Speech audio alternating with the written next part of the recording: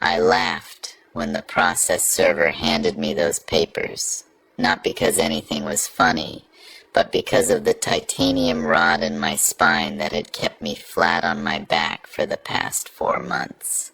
My hands trembled as I read the first line. Notice of legal action, harassment, and stalking. My ex-wife, Patricia, was suing me for following her across Ontario, showing up at her workplace in Ottawa, her sister's cottage in Muskoka, and outside her physiotherapy clinic in Kingston. The dates were all there, precise and damning. March through June 2024. The same months I'd been recovering from spinal fusion surgery in Toronto General Hospital. My name is Robert Harrison. I'm 63 years old, and until that lawsuit landed in my lap, I thought the worst chapter of my life was already written. My construction company had collapsed 3 years prior, when our largest client went bankrupt, owing us $840,000.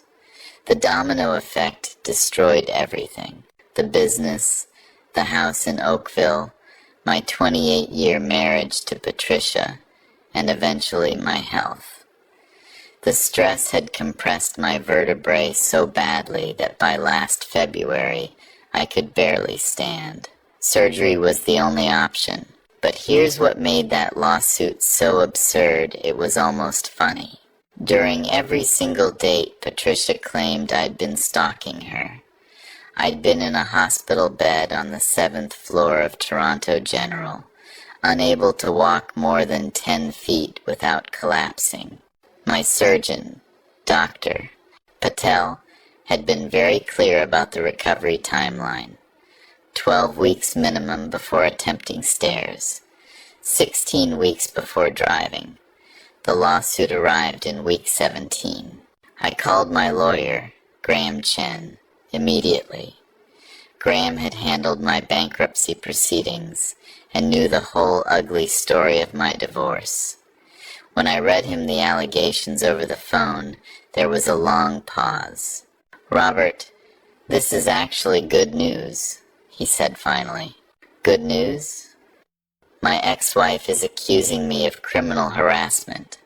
Good news because you have ironclad proof you couldn't have done it. Hospital records, nursing logs, security footage. You were monitored 24/7 for 4 months. This case will be dismissed in 5 minutes." I wanted to believe him. But Graham hadn't seen what I'd seen in the envelope. Patricia had included photographs, 12 of them, printed in color. In each one, a man who looked disturbingly like me stood in the background. Same height, about 6'1". Same build, though I'd lost weight during recovery. Same receding gray hairline. Same wire-rimmed glasses I'd worn for 15 years. In one photo taken outside a Starbucks in Ottawa, the man was even wearing a navy windbreaker identical to one I owned. "She has pictures, Graham. Someone who looks exactly like me." Another pause. "Email them to me. We'll deal with this. In the meantime, start documenting everything. Pull your hospital records, visitor logs, everything." I spent that evening going through my phone. Every text message, every call log, every email, from February through June. My daughter Amy had visited twice a week. My son Michael had flown in from Vancouver once. My brother Thomas had come by every Sunday. Beyond that, my social circle during those months had consisted entirely of nurses, physiotherapists, and the elderly man in the next bed who watched game shows at full volume. The lawsuit demanded $200,000 in damages for emotional distress and requested a restraining order.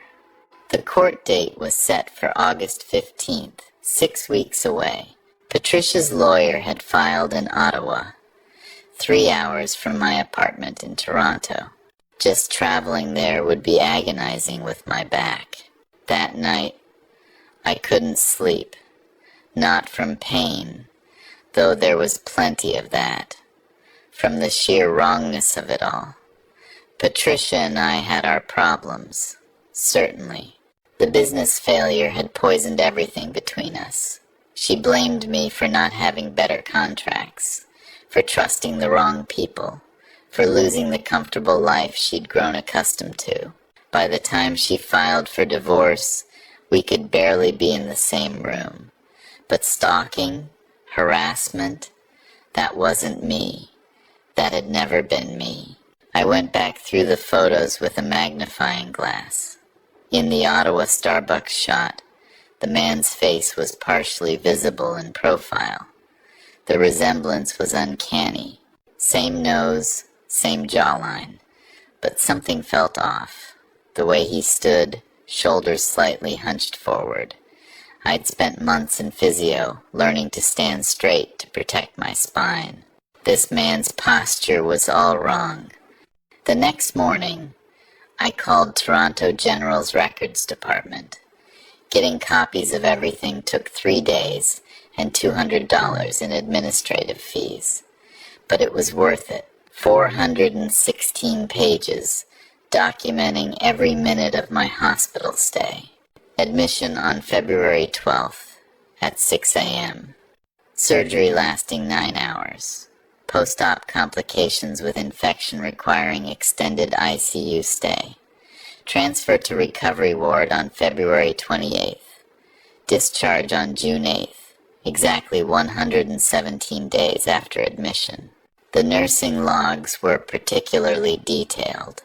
Every 4 hours, a nurse had checked on me, recorded vital signs, medication administration, meals consumed. I'd been on a morphine drip for the first 3 weeks, couldn't have walked to the bathroom unassisted for 6 weeks, and hadn't left the hospital floor until week 14, when I'd been wheeled down for a CT scan. Graham reviewed everything and scheduled a call with Patricia's lawyer, a woman named Judith Brennan. I listened on speakerphone as Graham laid out our defense. Miss Brennan, my client was hospitalized during every date mentioned in your complaint. We have comprehensive medical records proving he was physically incapable of being in Ottawa, Muskoka, or Kingston during those months. Judith's voice was sharp. Mr. Chen, we have photographic evidence and eyewitness testimony. 6 different people confirmed seeing Mr. Harrison at these locations. 6 people identified someone who looked like my client. There's a significant difference. The photographs are quite clear. And I should mention, we also have records of concerning phone calls to my client during this period. Calls from Mr. Harrison's cell phone number. My stomach dropped.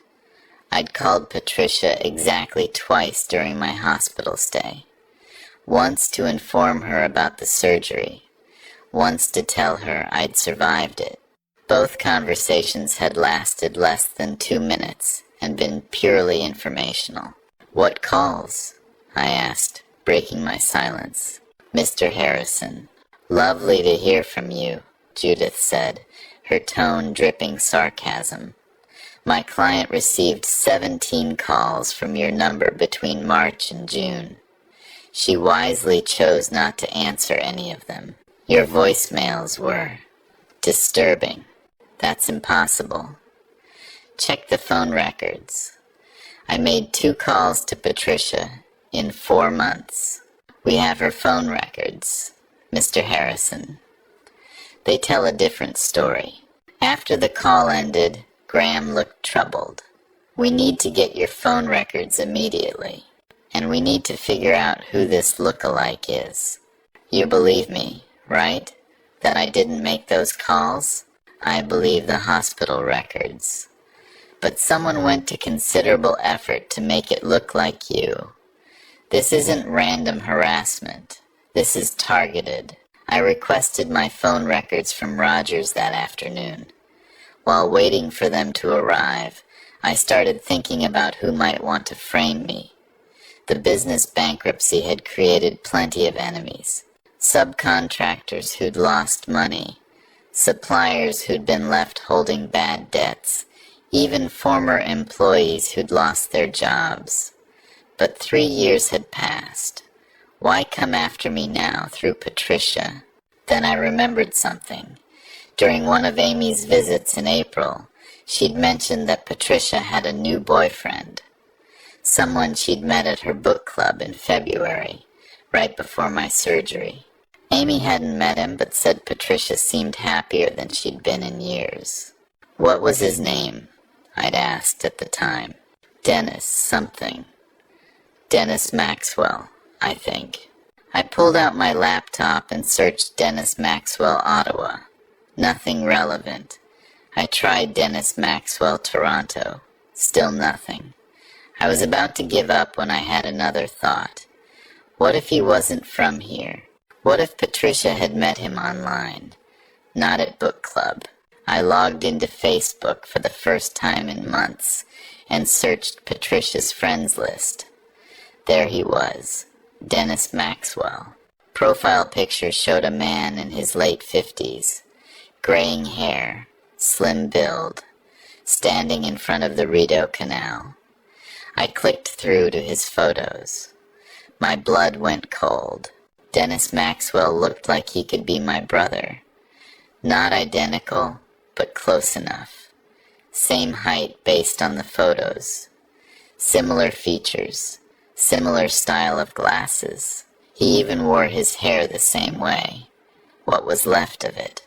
I took screenshots and sent them to Graham immediately. Then called him. Tell me I'm not crazy. Look at this guy.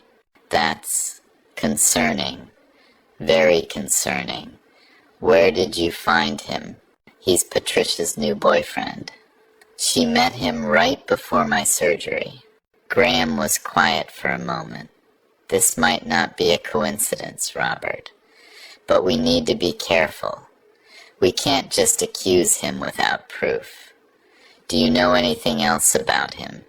Just his name and that he lives in Ottawa. Let me do some digging.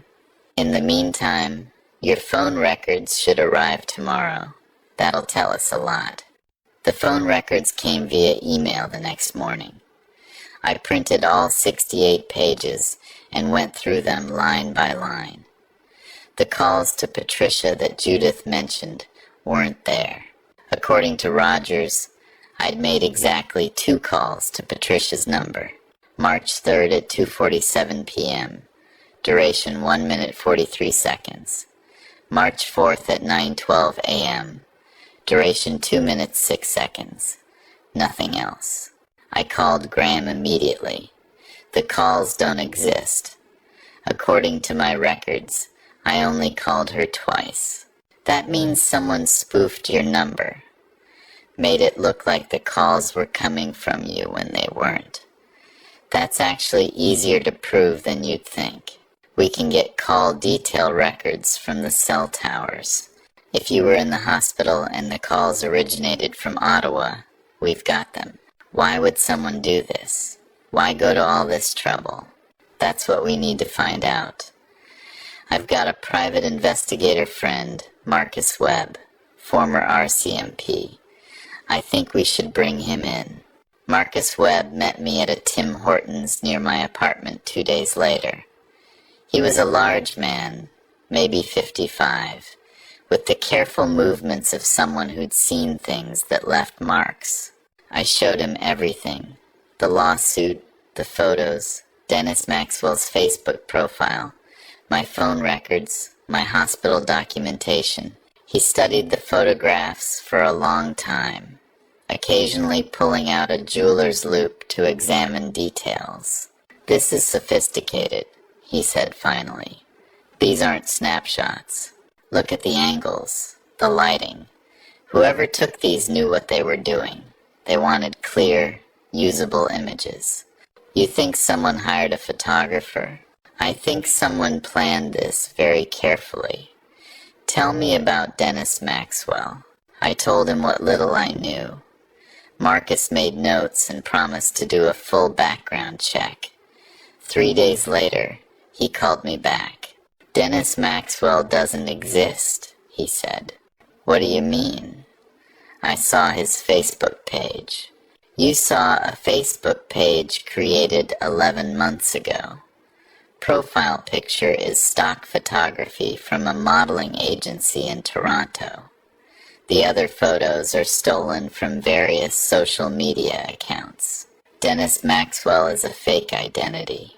My mind reeled. So who is he? Who's Patricia dating? That's the interesting question.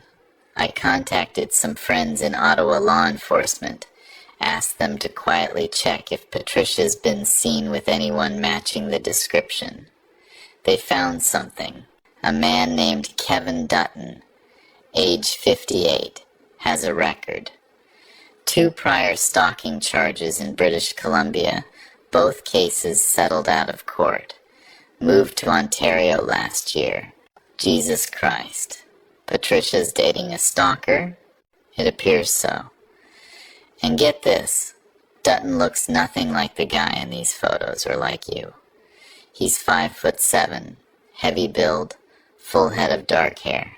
But he's got experience with surveillance, with harassment, with manipulating situations. The pieces started clicking together. But the picture they formed made no sense. Why would he frame me for stalking Patricia if he's the one dating her? Marcus leaned back in his chair. Maybe she doesn't know what he's doing. Maybe he's playing both of you. Stalkers are often obsessive and paranoid. They see threats everywhere. You're the ex-husband. In his mind, you're competition. But I've been in a hospital bed, which makes you the perfect target. You can't defend yourself. You can't investigate. He probably thought you'd just settle, pay her the money, and disappear from her life permanently. We need to tell Patricia. She needs to know what kind of person she's with. Not yet. If we tip him off, he'll disappear. What we need is proof he's the one in these photos. And I think I know how to get it. Marcus's plan was simple but risky. He wanted to do surveillance on Kevin Dutton, see if he'd make another move. In the meantime, Graham filed our response to the lawsuit, including all my hospital records and the discrepancies in the phone records. He also filed a motion requesting cell tower data for the alleged calls to Patricia. The response clearly rattled them. Judith Brennan called Graham 2 days later requesting a meeting. We met at her office in Ottawa, a glass tower overlooking the Ottawa River. Patricia was there, looking older than I remembered, harder somehow. Judith sat beside her, and across the table, a man I'd never seen before, 5'7", heavy build, dark hair. Kevin Dutton. "This is my client's partner, Mr. Dutton," Judith said. "He's been helping support her through this difficult time." I kept my face neutral, but my heart was pounding. This was the man who'd been impersonating me, stalking Patricia while making it look like I was doing it, and he was sitting right across from me, playing the supportive boyfriend. Graham laid out our defense methodically. Hospital records, nursing logs, security footage of me in the recovery ward. Phone records showing only 2 calls. The impossibility of me being in multiple cities while bedridden. Patricia's face went pale as the evidence mounted. She kept glancing at Kevin, but he maintained a concerned, supportive expression. "Miss Brennan," Graham said, "someone went to considerable effort to make it appear my client was stalking Mrs. Harrison. Someone who looks similar to him. Someone who spoofed his phone number. This isn't a case of mistaken identity. This is identity fraud and criminal harassment, but not by my client." "That's absurd," Judith said, but her voice had lost its edge. Is it? We'd like to request that all parties submit to forensic analysis, including Mr. Dutton here. If someone's impersonating my client, surely you'd want to find out who." Kevin's expression finally cracked, just for a second, a flash of something dark. "I don't see why I'd need to submit to anything," he said. "I'm not the one being accused of stalking." "No," I said, speaking directly to him for the first time. "But you are the one who did it." The room erupted. Judith demanded we retract the accusation. Patricia looked between Kevin and me, confused and frightened. Kevin stood up, face flushed. "I don't have to listen to this." "Patricia, we're leaving." But Marcus Webb chose that moment to enter the conference room. He'd been waiting outside, and Graham had texted him our signal. He placed a folder on the table. Kevin Dutton, also known as Kevin Marshall, also known as Dennis Maxwell, wanted in British Columbia on 2 counts of aggravated stalking, violated a restraining order in Vancouver last year, and he placed a photograph on the table, photographed 3 days ago entering a costume shop in Ottawa, where he purchased a gray wig and wire-rimmed glasses. Patricia gasped. Kevin bolted for the door, but Marcus was faster. In 3 steps, he had Kevin against the wall, arm twisted behind his back. Through the glass wall of the conference room, I could see 2 Ottawa police officers entering the office. "Patricia didn't know," Kevin said as the officers cuffed him. "She had nothing to do with this. I was protecting her from you. You're the threat. You're the one who—" "I was in a hospital bed," I said quietly, "for 4 months. The full story came out over the next few weeks. Kevin Dutton had indeed created the Dennis Maxwell persona to get close to Patricia. He'd researched her online, found out about her divorce, positioned himself as exactly the kind of man she'd fall for after years with me.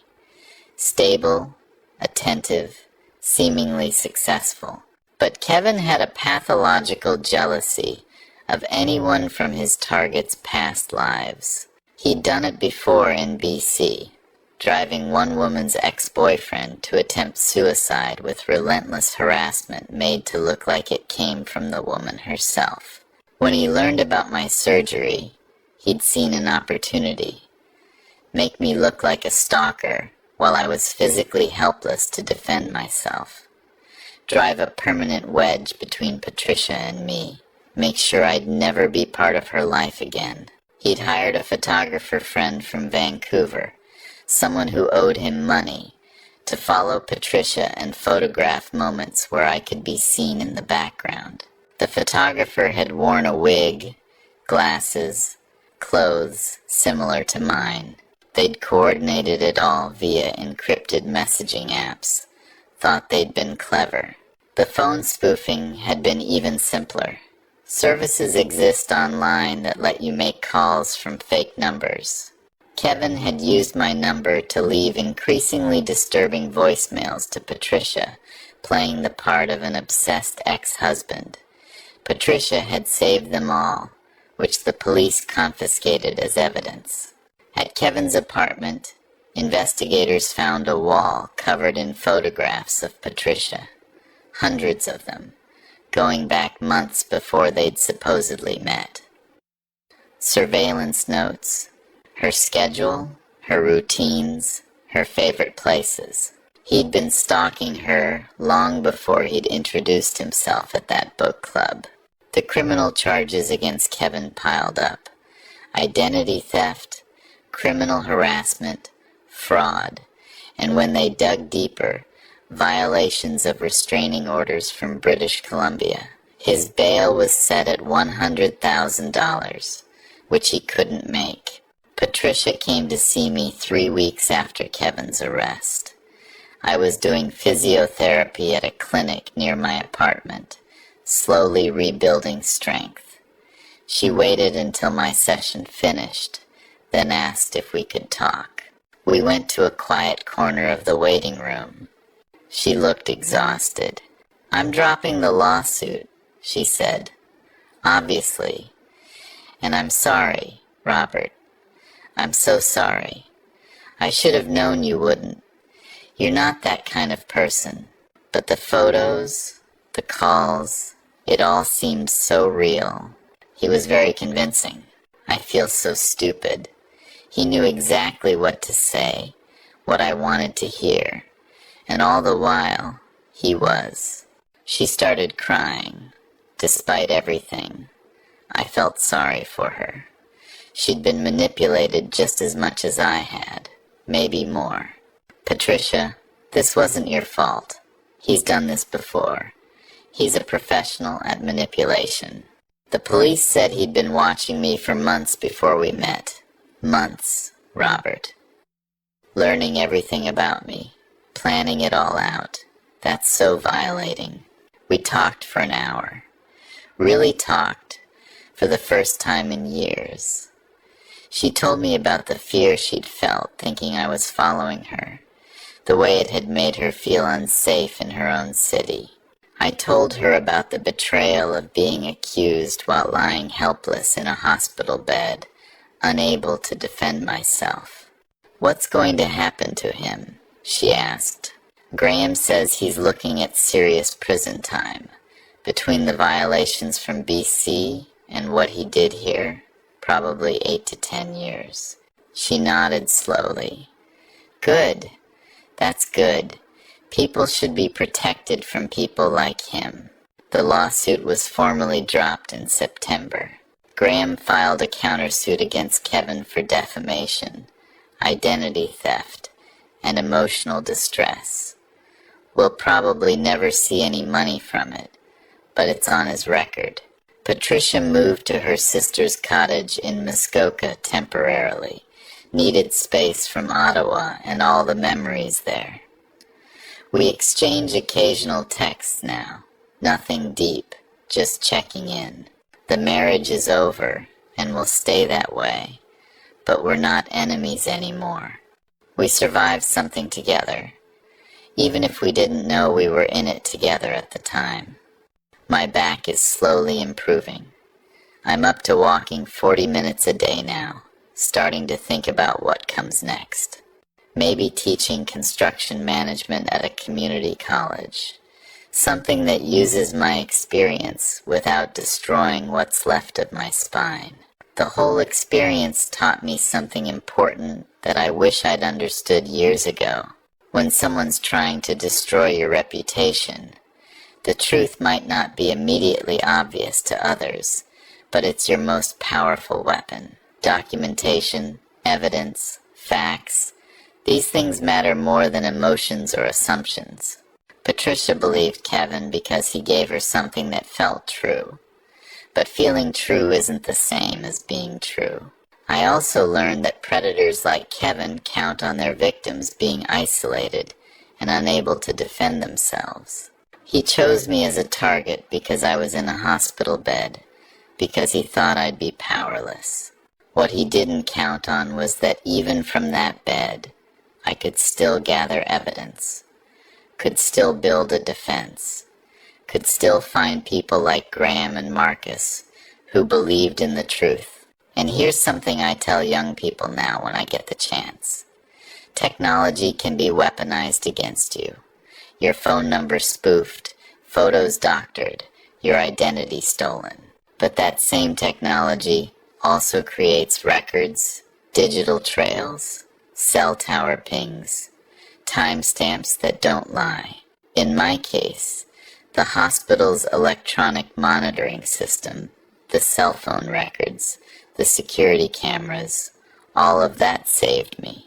The digital age makes certain kinds of harassment easier, but it also makes the truth harder to hide.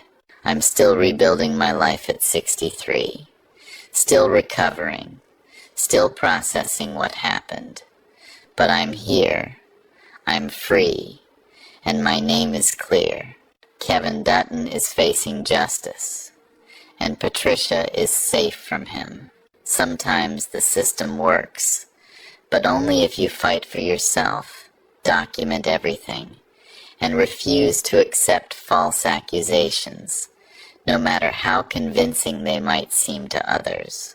Truth has a weight to it that lies can't match, not in the long run. You just have to be strong enough to hold on until that weight tips the scales in your direction. And that titanium rod in my spine? It's a permanent reminder that even when life breaks you down, proper support and enough time can make you strong enough to stand again.